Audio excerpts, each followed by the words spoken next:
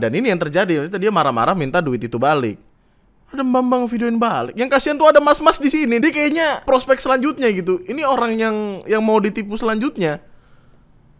Dia diam di sana terus kayak ngeliatin keributannya gimana nih. Terus kayak aduh, pulang apa jangan gitu. Kasihan banget dah. Gila kalau salah. Rumah saya emang di sini. Ya kenapa setiap hari dikeluarin kayak gitu, Enggak, Mas? saya emang mau pergi terus saya nunggu, kadang nunggu di Alfa gitu. Ini nggak ada yang berani negor aja kamu. Apaan sih alasannya dia juga udah. Saya emang mau pergi terus saya nunggu, kadang nunggu di Alfa. Enggak, emang lu kagak sadar aja lu keluar gitu, keluar dari sleting kan adem-adem dingin-dingin. Goblok lu.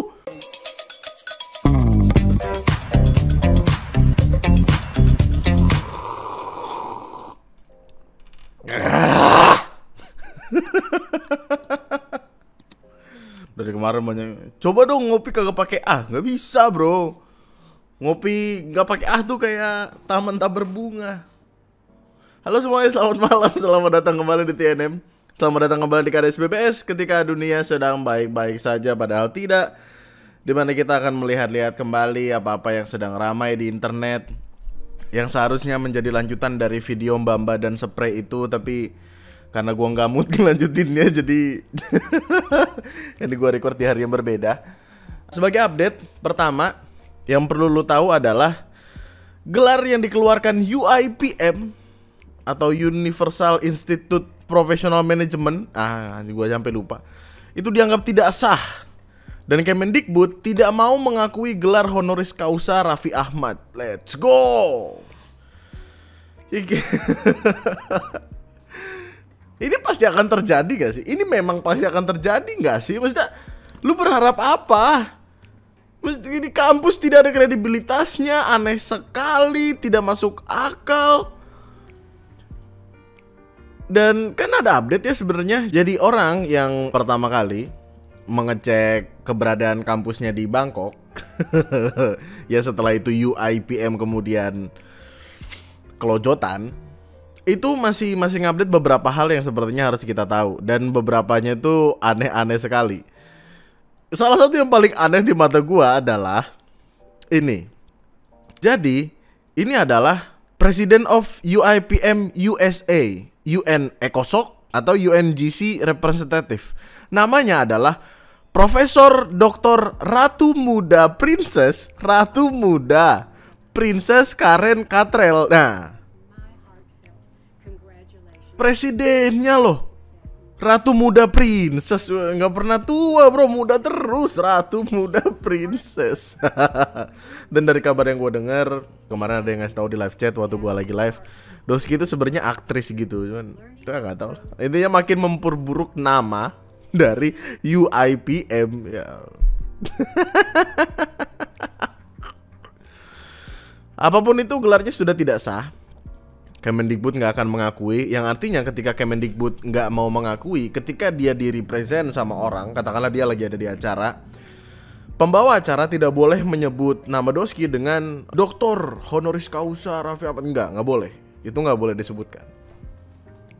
Tapi pada akhirnya Doski terpilih. Gue nggak tahu ini terpilih atau dikasih ya. Dikasih dan terpilih sama nggak sih? Nggak tahu.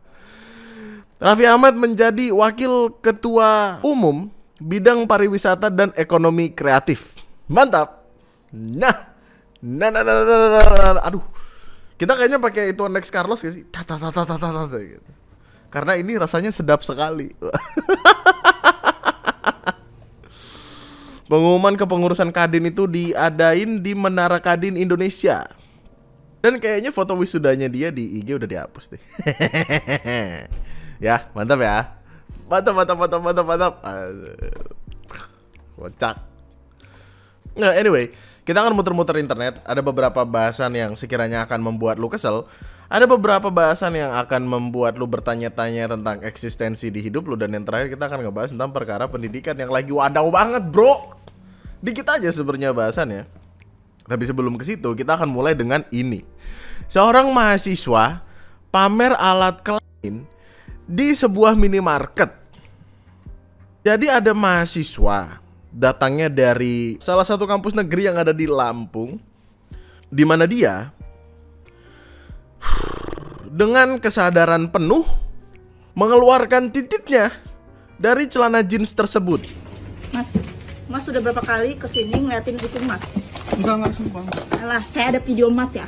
Mas ini udah berkali-kali keliling. Titiknya sengaja kan dikeliatin? Enggak, ini emang Sudah lagi Mas.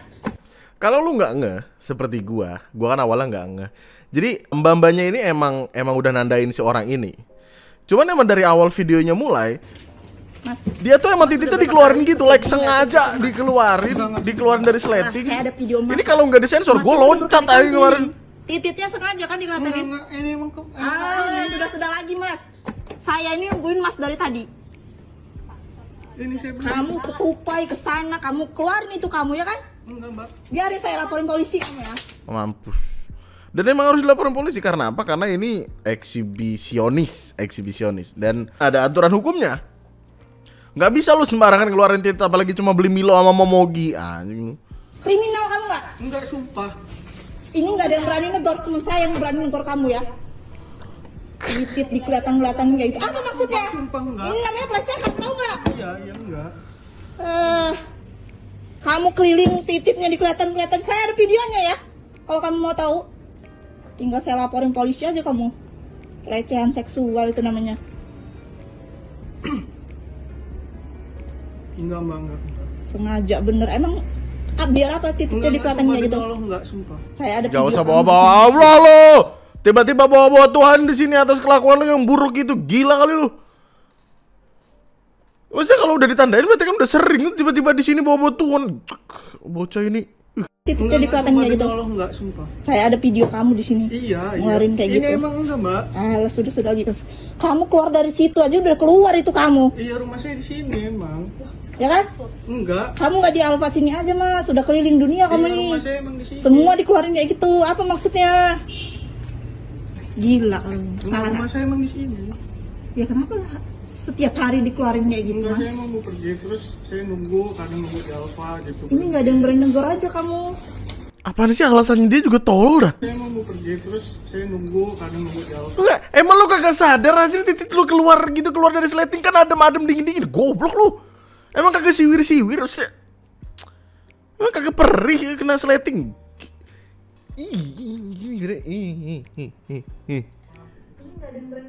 Jangan dilayanin Mbak, suruh pulang Mbak. Nggak usah dilayanin Mbak. Anjir, cabutnya keplak ya palanya.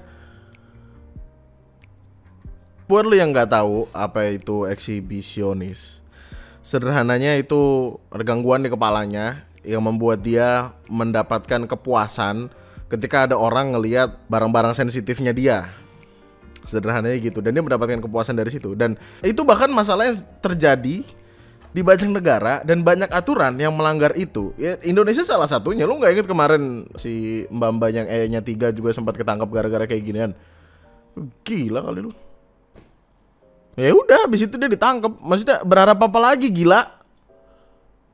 Mahasiswa ditangkap karena sering pamer hal itu di depan kasir minimarket. Ngakunya nggak sadar lakuin hal tersebut. Apaan nggak sadar sih, blon banget. Kagak mungkin kagak sadar lah, gila. Oh, dipotong lu sama orang lu.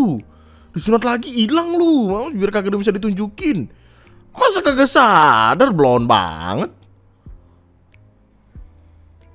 Orang-orang gila makin banyak aja ya. Heran gue, untung mbak-mbaknya berani. Dia intinya ditangkap. Nih, identitas pelaku bernama GDA, warga Kelurahan Segala Minder, Kecamatan Tanjung Karang Barat, Bandar Lampung.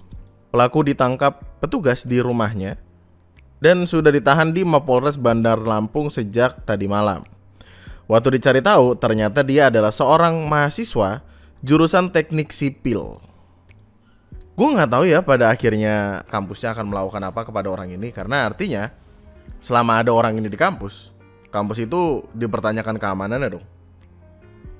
Udah jelas Min ada orang mamerin titit, gila. Gue sih gak akan membiarkan siapapun orang yang gue kenal kuliah di kampus yang sama dengan dia ya. Masalahnya dia berperilaku kayak gini ketika lagi kuliah. Kuliah kan yang dicari, maksudnya setelah lulus nyari kerja kan. Ketika nama lu udah terpampang di mana-mana terus lu diinget sebagai orang yang mamerin titit, siapa yang mau nerima lu kerja gitu? Dicoret CV lu bro sama HRD, mampus lu ya. Dicoretnya pakai gambar.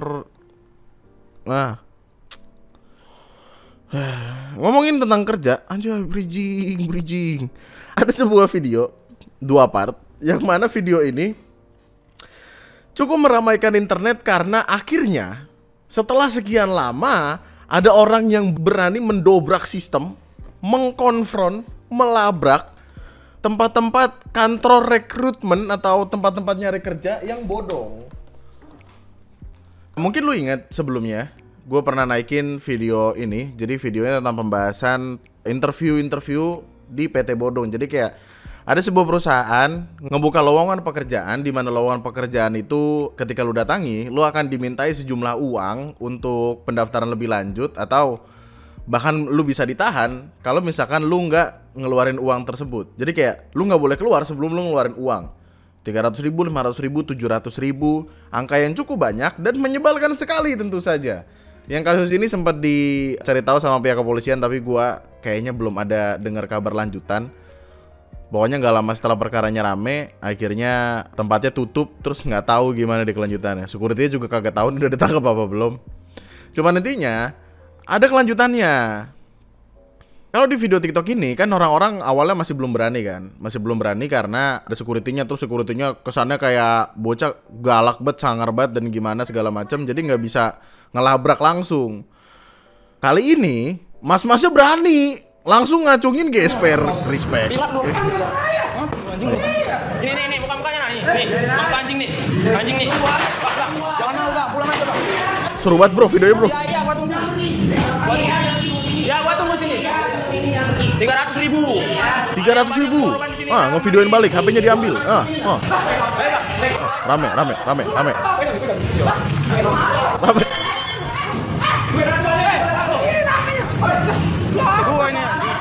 Oh, berantem bang. Ayo seru banget. Ini Pak. Penipuan sini Pak, penipuan. Penipuan Pak. Penipuan sini Pak.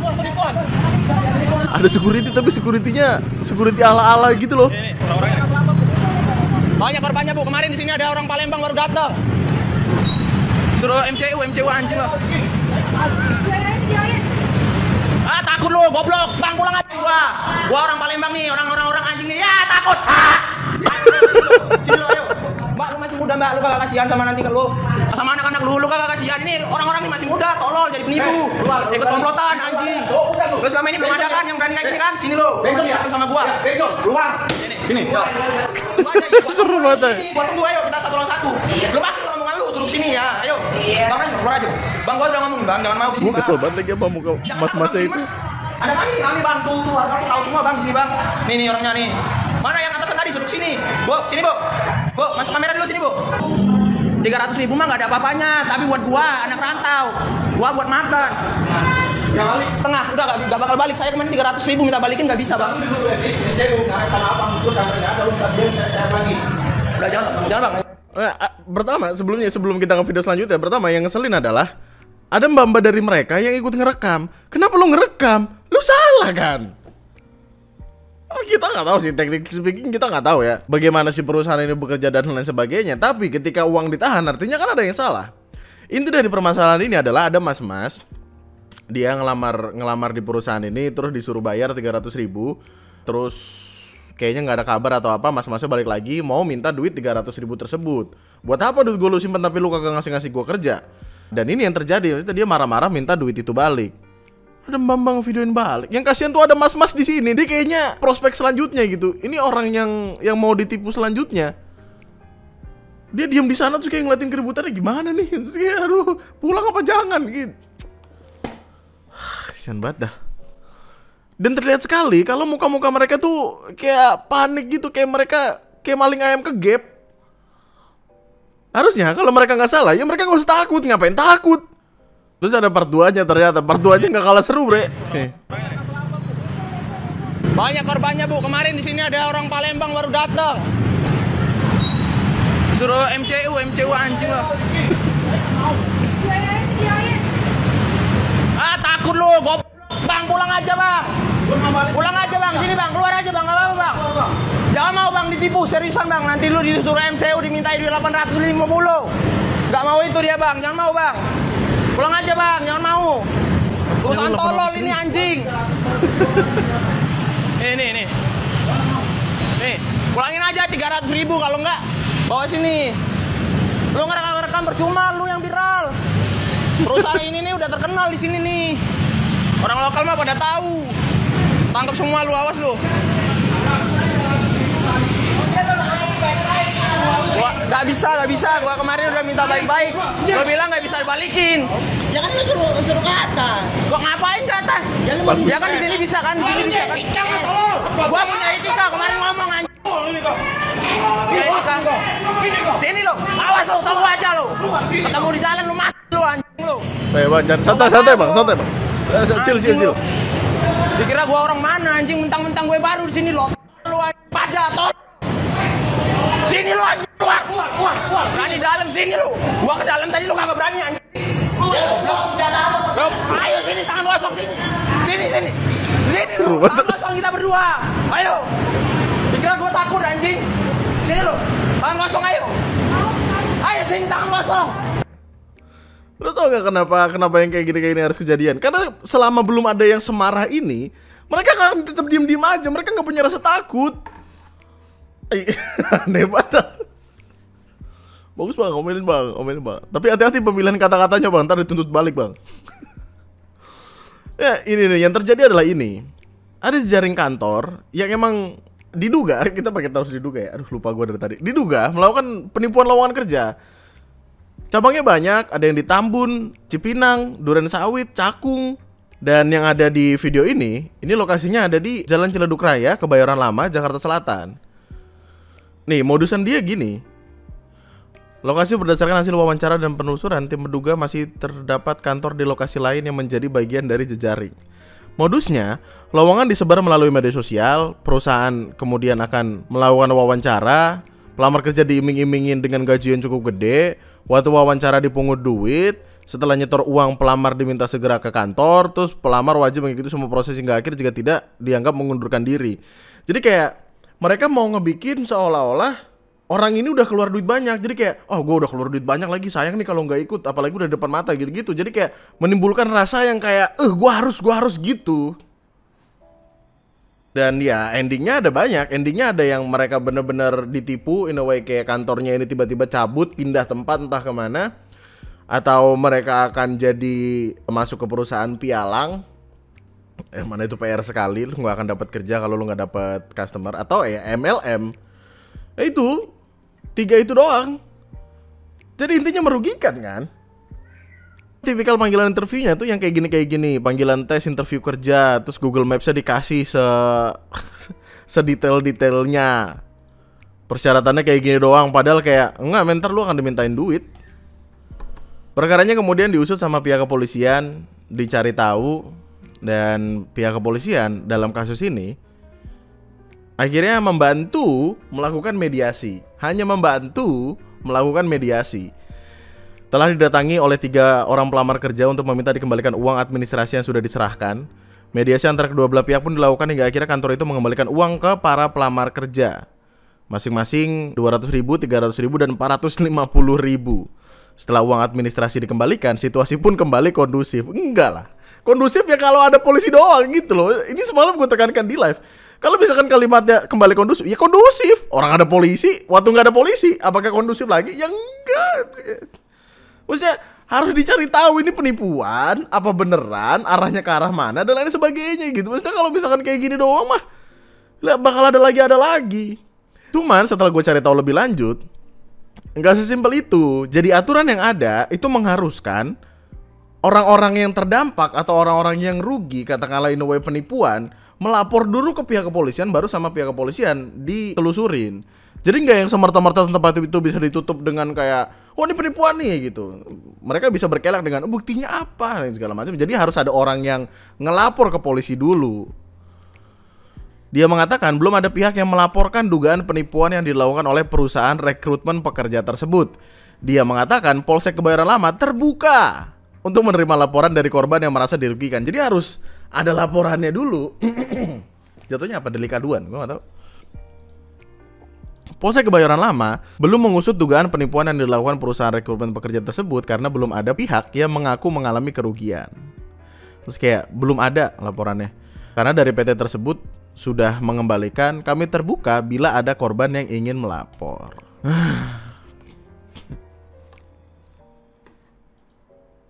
Oh ini videonya. Ada videonya ketika polisi datang. Kondisinya kondusif kan? Ya kondusif, ada polisi. Gimana sih? Kalau mereka nggak kondusif ketika ada polisi ya berarti artinya main-main mereka.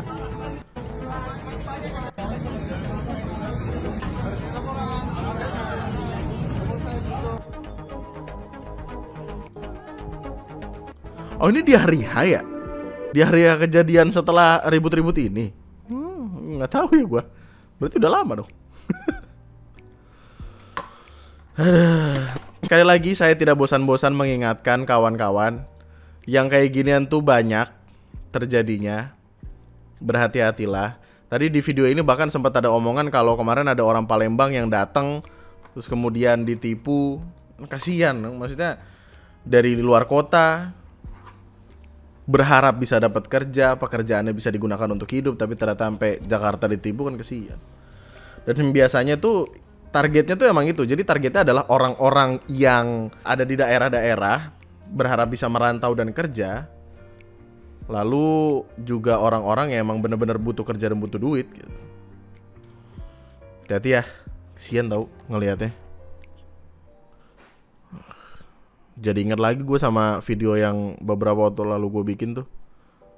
Kan kayak ada yang bener-bener dari Jogja udah ngekos, ternyata kantornya penipuan. Tahun kemarin anakku yang nomor 2 ketipu 3 juta lebih di daerah Cikarang. Orang mau nyari kerja biar dapat duit malah suruh ngasih duit. Anyway, masih ngomongin tentang pekerjaan aja, dari tadi bridgingnya bagus banget. Ada orang-orang yang membawa alma mater pekerjaan yang cukup besar untuk menipu. Ya, gue juga nggak tahu ini consider menipu atau enggak. Menipu sih, tapi tujuannya apa kan nggak jelas gitu. Jadi gini. Ada sebuah akun YouTube. Akun YouTube ini ngebikin cerita-cerita horor, cerita-cerita serem yang diceritakan oleh narasumber. Nah, narasumbernya kan datang dari banyak sekali pihak kan. Ada orang biasa, ada kerja, maksudnya tergantung ceritanya apa, dan mungkin ada kesinambungan antara pekerjaan itu dan ceritanya. Gue nggak tahu kuratorialnya tuh gimana, maksudnya seleksi orang-orang yang hadir dan ngobrol di cerita ini tuh kayak gimana. Tapi ternyata ada salah satu dari mereka, ada salah satu dari narasumber yang bercerita tentang cerita dia dan pekerjaannya ketika menjadi seorang masinis. Yang mana ceritanya, oh serem sekali bro, inilah itulah apa segala macam. Setelah dicari tahu ternyata dia palsu. Ternyata dia bukan masinis, tapi mas aja. Lucu banget tuh.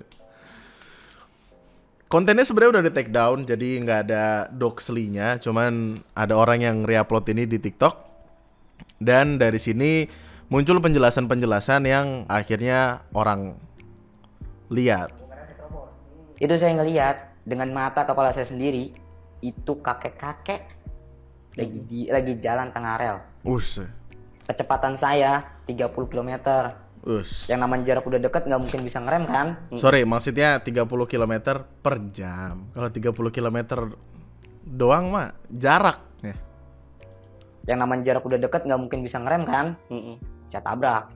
Memang kerasa. Hah? Memang kerasa ketabrak. Terus? Iya serius. Bener kerasa. Iya. Dia ngejerit. Saya tetap jalan. Daripada kereta saya loncat ke dalam jurang untuk nyelamatin kakek-kakek itu, lebih baik saya korbanin dia. Bisa nggak bisa saya ngorbanin dia dulu.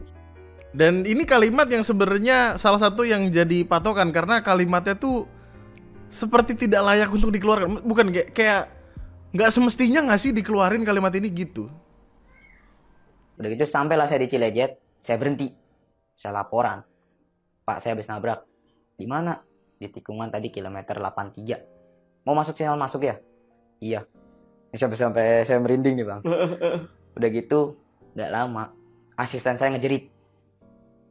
Bang, ada kepala. Di mana? Di kolong. Saya lihat memang masih ke bawah. Ke bawah. Keren. Keren gitu. Serem sih, serem. Kenapa keren gua? Serem banget. Setelah videonya naik, kemudian banyak yang nonton. Masalahnya pun keluar. Masalahnya adalah gini. Pecinta kereta itu cukup banyak. Sebutannya rail fans. Seperti halnya komunitas pecinta mobil, pecinta motor, ada yang pecinta kereta. Dan ada beberapa dari pecinta kereta ini yang kayak kalimatnya tuh ada yang salah. Maksudnya perkara jalurnya, kok dia ngomong jalur ini padahal jalur ini nggak ada.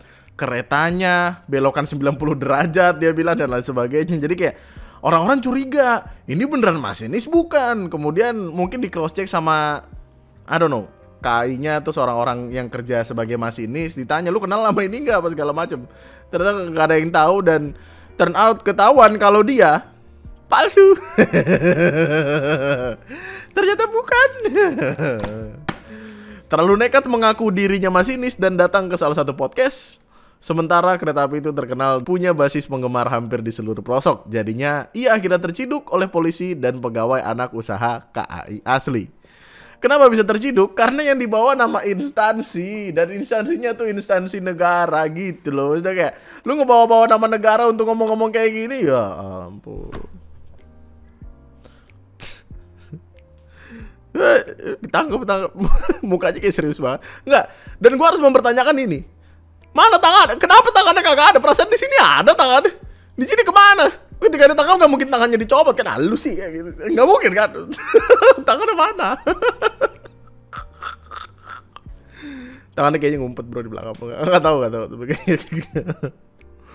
Terus akhirnya orang mempertanyakan, ini disuruh sama yang punya podcast nggak sih? Pertanyaannya valid karena kan kita nggak tahu. Yang punya podcast akhirnya mengklarifikasi itu. Terima kasih pasukan Lentera Malam. Terima kasih untuk kritik mengenai video yang semalam kita upload dan sudah di take down. Berkat kalian banyak sekali pelajaran yang bisa kita ambil. Kita nggak bisa berkata apa-apa lagi selain ucapan maaf atas kekurangan kita. Dan terima kasih buat saran, kritik, dan pengingat dari teman-teman semua, terutama pasukan Lentera Malam. Jangan pernah lelah buat kritik kita ke depannya ya guys. Oh, saya ingin mengkritik, tolong pakainya kami, jangan kita ya. Kita itu artinya saya include. Saya kan tidak, jadi kami. Tapi intinya dia mau bilang kayak kami juga kena tipu guys nih. Jadi intinya mereka nggak tahu. Jangan halu ya dek ya. Membara pendongeng handal sudah terciduk. Next tolong cari narasum yang bener ya abang-abang.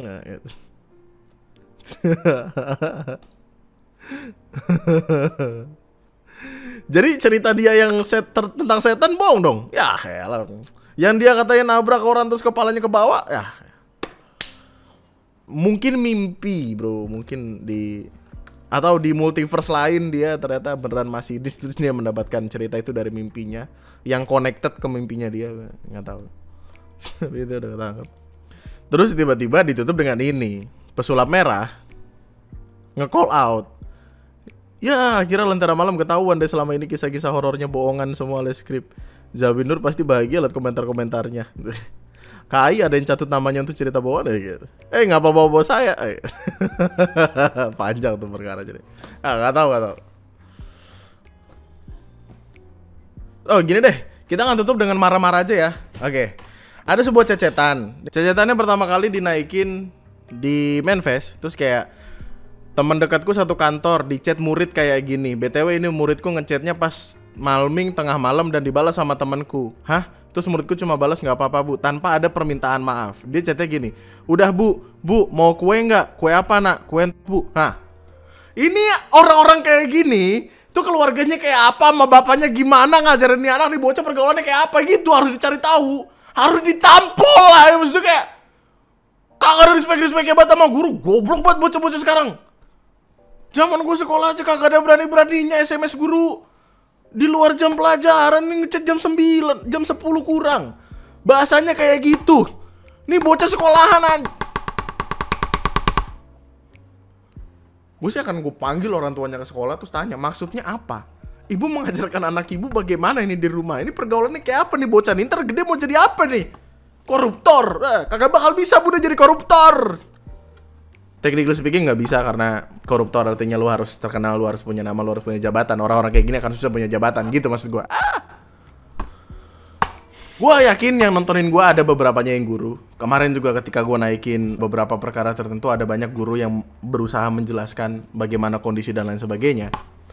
Tapi emang segininya banget ya? Kayak stres banget gua memikirkan bagaimana teman anak-anak gua nanti. Gua aja ada syoknya, bro. Gua kan suka jajan di depan SD gitu, jajanan burger goceng, cilor, kotak-kotak apa segala macam, pempek. Karena apa? Karena murah kan. Target marketnya kan bocah SD. Tiba-tiba gue datang, murah sekali dong. Tapi ketika gue kesana di jam istirahat, jamnya bocah-bocah SD pada keluar, mereka jajan dengan bahasa-bahasa yang sangat tidak appropriate di usianya mereka. Di depan SD pakai baju SD. Gue nggak tahu nih apa yang salah nih. Apakah lingkungan? Apakah nggak paham, men. Terus ada orang ngebikin status kayak gini di Facebook. Ini status ini bener-bener ngebikin puyeng pala gue, men. Saya bener-bener dibuat terheran-heran oleh anak-anak kelas 12 atau kelas 3 SMK jurusan administrasi perkantoran yang PKL di kantor. Mau saya ajari fungsi Excel sederhana seperti sum, average, min, max, count if, dan lain-lain. Tapi pas saya uji operasi hitungan sederhana aja, mereka masih salah. Saya tanya berapa 6 tambah 8, mereka jawab 12. 6 tambah 8. Dijawabnya 12. Saya tanya berapa nilai rata-rata dari 6 dan 8, mereka jawab nggak tahu. Katanya mereka nggak suka pelajaran matematika. Loh. Lebih parah dari itu, saya suruh baca bilangan 100.500, mereka masih belepotan bacanya. Padahal niat saya sebelum saya ajari mereka tentang fungsi-fungsi Excel terlebih dahulu, saya ingin memastikan bahwa mereka memahami konsep dasar operasi hitungan di balik fungsi-fungsi tersebut. Tapi ternyata sebelum saya mengajarkan fungsi Excel kepada mereka, materi yang saya ajarkan harus mundur jauh ke belakang, yaitu pelajaran matematika SD. Kemudian saya pernah tugaskan mereka membuat presentasi PowerPoint sesuai dengan topik yang saya berikan. Setiap orang saya beri topik yang berbeda-beda, saya suruh mereka cari bahannya di Google. Sampai besok saya tunggu belum jadi-jadi. Ternyata cara mereka bekerja adalah dengan cara buka artikel di Google, mencatat materinya di kertas kosong dengan pulpen, kemudian mereka ketik ulang catatan itu di PowerPoint. La haula wala quwata illa billah. Ternyata mereka nggak paham fungsi copy paste. Sangat mind blowing sekali. Padahal mereka punya smartphone yang pakai datanya selalu nyala 24/7. Dipakai ngapain aja smartphone mereka selama ini. Bener deh, mereka ini mangsa yang sangat empuk bagi gerakan pembodohan massal seperti keyakinan bumi datar, teori konspirasi, bisnis MLM, pinjol, judol, dan lain-lain di masa-masa mendatang.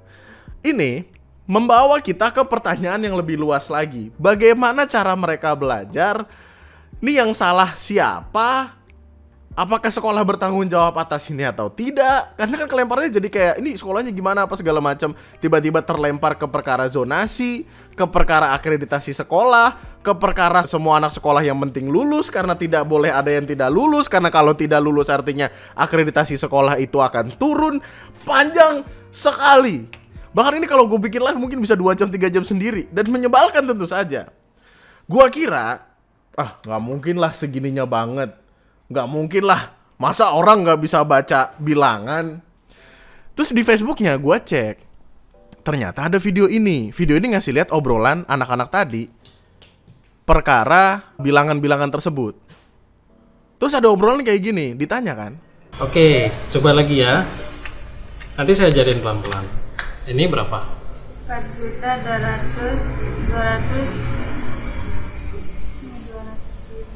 4 juta dia bilang. 4.200.015.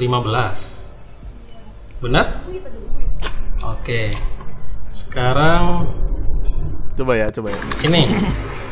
Ini 1.000. betul. Ini. 15. Hah?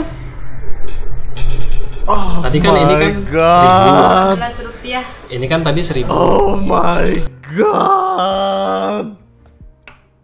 Gue kira bercanda, gue kira guyon, gue kira apa. Masa ada orang gak bisa membaca bilangan? Ternyata benar. Ini SMK. Pelajaran itu dari SD. Mungkin ini pusing karena gak pakai titik. Terus pakai titik. Kalau pakai titik ini bisa baca nggak? Pakai titik bisa baca nggak?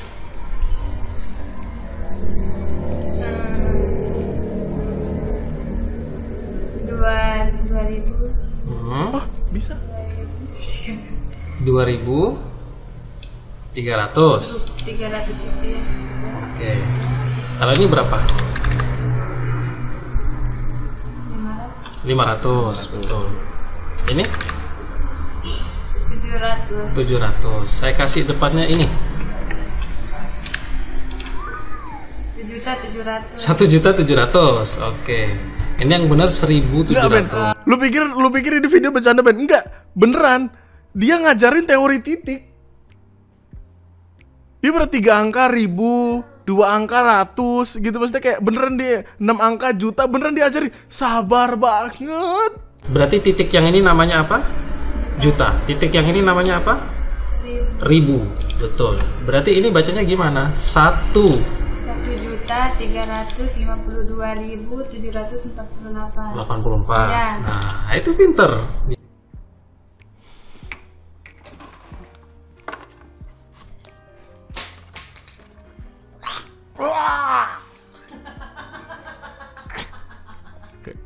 Meninggal gua.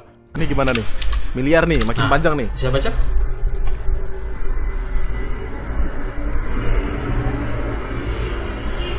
Juta kan? Sekarang ada ilmu baru ya. Enggak, ini beneran gak sih, Bre? Gue bingung dah. Oh, sampai diajarin di rumah, dipukul, ditendang, di pantai. Pelajaran spasi. Bro, ini beneran PKL gak sih, bro? Aduh, coba kita lihat komennya deh. Ada yang satunya kayaknya masih keder itu.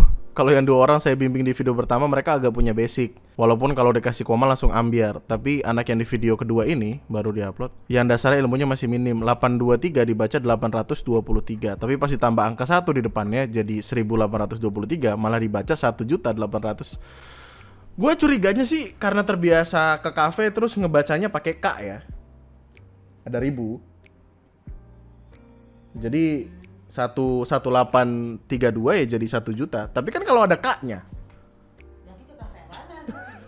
Iya juga, kafe mana jualan 1 juta. Nggak, aduh gue bingung banget, ya ampun. Ini men, gue nggak akan ngebawa ini lebih panjang lagi karena perdebatannya pasti akan jadi makin panjang. Dan ini kita akan jadi keributan tidak berakhir. Asumsi banyak orang kebawahnya adalah ini karena perkara kurikulumnya Merdeka, jadi Merdeka mau ngerti apa kagak, yang penting Merdeka bisa lulus. Nah, kita nggak tahu perdebatannya kayak apa. Ada untungnya, ada kurangnya. Terus ada juga yang bilang perkaranya datang dari akreditasi sekolahnya, karena banyak sekolah yang jadinya disalahkan. Tapi sekolah sekarang jadi seolah-olah punya kewajiban untuk meluluskan semuanya, karena kalau ada satu yang nggak lulus, akreditasinya bisa berkurang. Kalau akreditasinya bisa berkurang, artinya orang-orang tua akan malas buat masukin anaknya ke sekolah tersebut. Yang artinya secara minat orang sekolah di sekolah itu akan dipertanyakan, kemudian akan jadi panjang ke perkara bos, ke perkara apa. Ini perkara yang sangat pelik sekali. Saya bukan orang tepat untuk membicarakan hal tersebut. Saya hanya bisa ngata-ngatain dan bingung. Kok bisa 101.500 belepotan bacanya? Saya ingin menangis. Ini PR sekali, ini PR besar untuk menteri selanjutnya.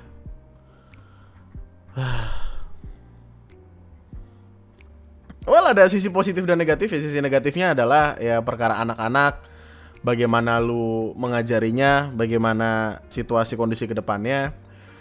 Yang menguntungkannya adalah saingan lu rada berkurang dikit, men. Masalahnya ketika saingan berkurang dengan tidak adanya kompetisi yang bagus, lama-lama ngefeknya ke negara rusak.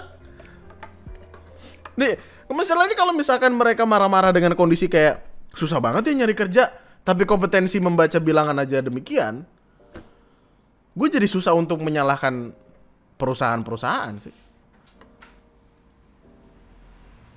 Enggak panjang banget. Mungkin ada bapak ibu guru sekalian yang kita bisa mengobrol di kolom komentar bagaimana apa yang terjadi. Tulis di kolom komentar di bawah. Terima kasih banyak. Saya mau mencari bahasan lain aja karena ini pusing. Ini harusnya urusannya pemerintah juga nggak sih? Langsung dilempar ke pemerintah. Padahal tanggung jawabnya ada di kita juga sebagai orang tua. Enggak, gue rasa itu berarti untuk video gue kali ini. Like dulu sebelum cabut, bre. Komen di bawah. Share. Subscribe. Kita ketemu lagi dalam kesempatan. Love you all so much. Nama gue Andri, sekian dan